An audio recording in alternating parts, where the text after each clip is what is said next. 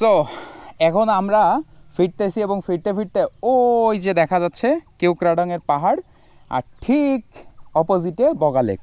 ওই যে কি সুন্দর অ্যান্ড দারুণ যে ভিউ, একটা লাভ শেপ আসছে এই বগা লেকটার। এই বগা লেকই ট্রেকিং করে এক সময় আমরা আসতাম, চিন্তা করা যায়। আর অরিজিনাল যে জুম ঘর, সেই জুম হচ্ছে এইগুলা। আর জুম ঘর যেটা অ্যাকচুয়াল জুম ঘর, দিস ইজ দ্য জুম ঘর। এই যে নিচে চাটাইয়ের বেড়া থাকে আর চারপাশ দিয়ে বাঁশের চাটাই, আর এইরকম দরজা থাকে। যারা জুম চাষ করে, এই যে এটাকে ওরা বলে দা। তো এই দা ওরা এখানে হচ্ছে থাকে এবং জুম চাষ করে। মাশাআল্লাহ, আল্লাহর কি অপরূপ দৃশ্য, দারুণ।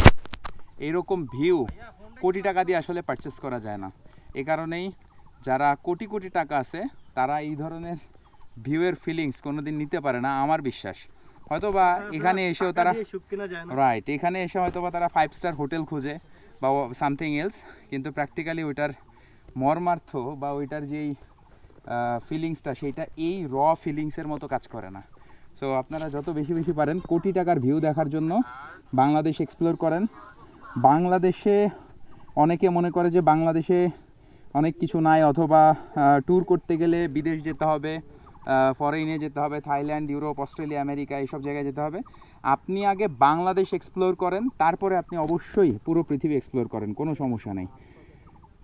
বগা লেকের পরে ওই দূরের রাস্তা, প্রত্যেকটা পাহাড়ের পাশ দিয়ে রাস্তা চলে গেছে, প্রত্যেকটা পাহাড়ের ভিতর দিয়ে আমরা যাবো ইনশাআল্লাহ।